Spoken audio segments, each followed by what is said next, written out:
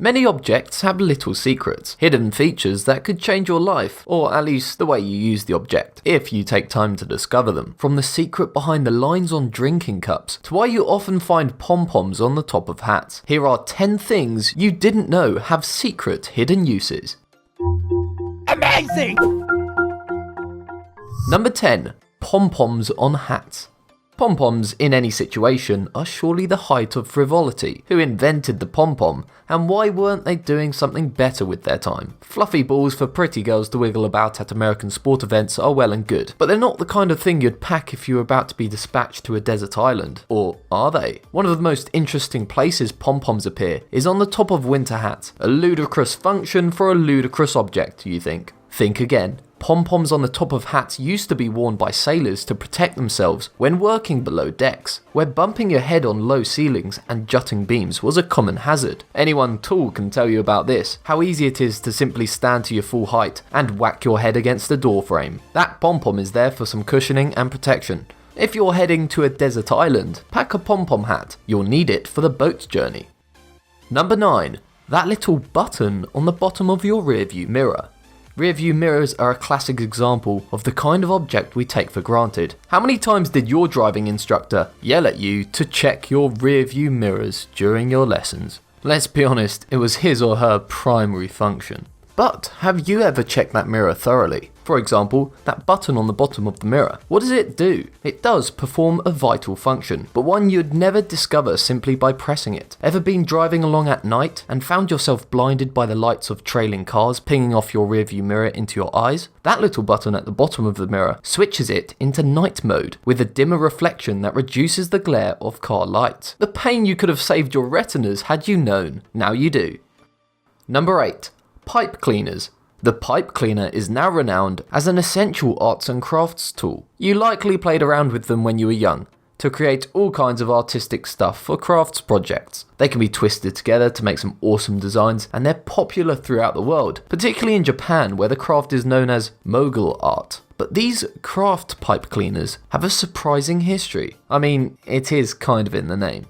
It might be stretching things a bit here to say that the hidden secret use of a pipe cleaner is to clean pipes. But when was the last time you saw someone smoking a pipe? These types of brushes, which we find as great tools for arts and crafts, were once intended only for removing moisture and residue from smoking pipes. However, pipes disappeared from the mainstream sometime between the two world wars, but the mighty pipe cleaner has surged on, as popular as ever. In many ways, the pipe cleaner is something of a social climber. It's hauled itself up by the bootstraps from the rough and rugged world of tobacco pipes to the bohemian world of arts and crafts. Don't be deceived though, they were once used by smokers to clean their pipes.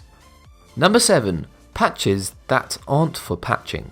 Ever wondered what those loose little patches of fabric that come with your expensive new jeans or designer top are for? Perhaps it seems too obvious to waste your time on. They're there so you can patch the garment when wear and tear takes hold, right? Wrong. For one thing, as if you have the organisational skills to keep that little tiny patch of clothing safe until you need it for months or years later. Even if, by some minor miracle, you did locate the right patch. Could you sew it on without making it look like the work of a 7-year-old let loose on a sewing machine? Clothing companies are fully aware of your incompetence, and the true purpose of that patch is so that you can test out various laundry detergents on a safe area of fabric, so that if a product is unsuitable, it only ruins the patch rather than your ultra expensive clothes. It all makes sense now.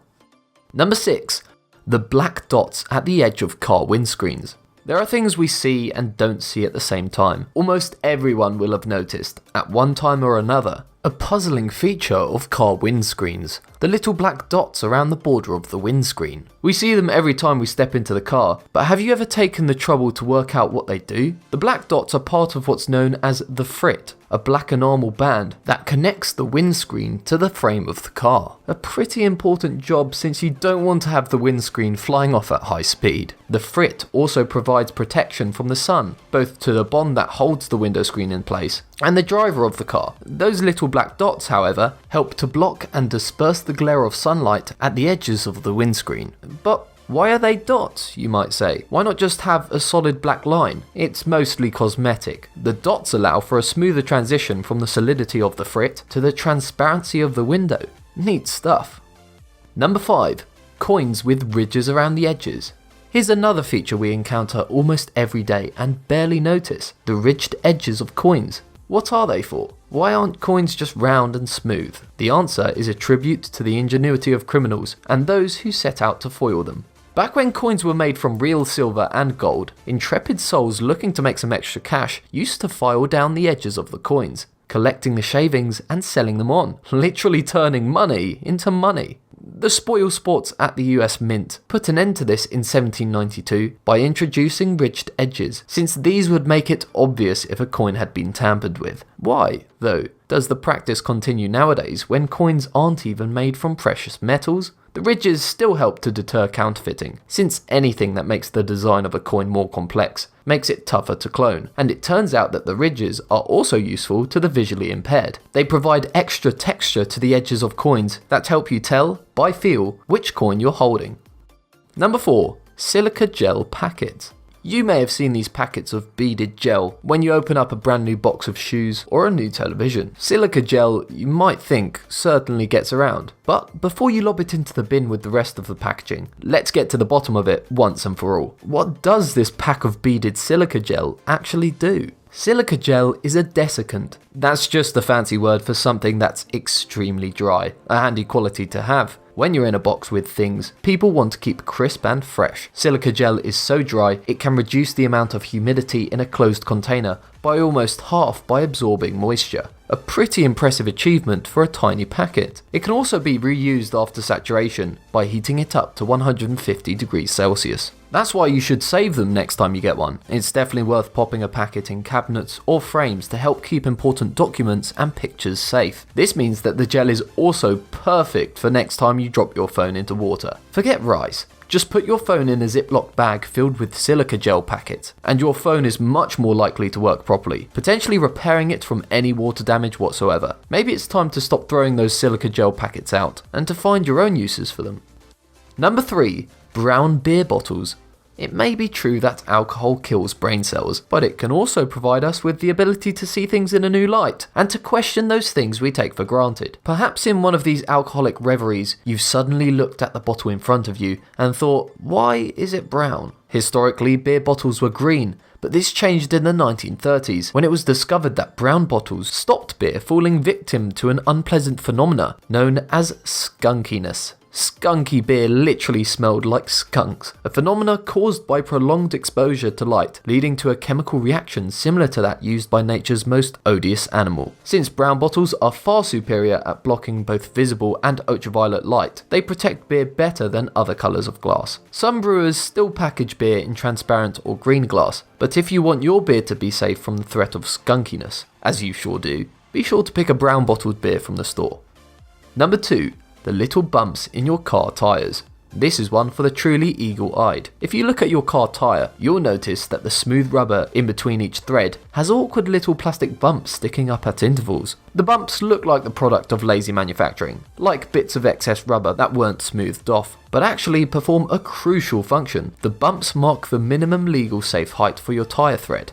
If the thread is higher than the bumps, you're in the clear. If the thread is worn down to the point where it's the same height as the bumps, your tyres are no longer roadworthy and need to be replaced. They'll save you getting a 20p piece or a ruler out to measure. Number 1. Drinking cup lines are there as measurements.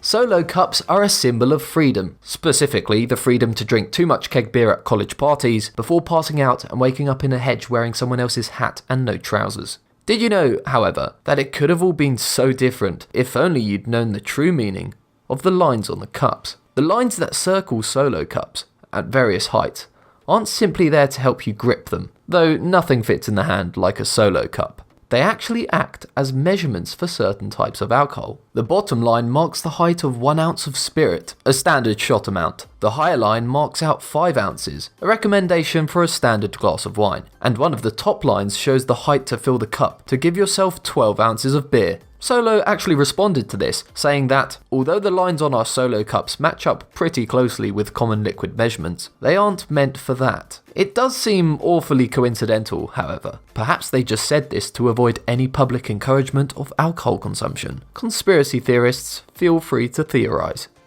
Can you think of any more examples of helpful features that hide in plain sight If so, let me know in the comment section down below, and make sure to subscribe to the channel so you don't miss out on any future videos.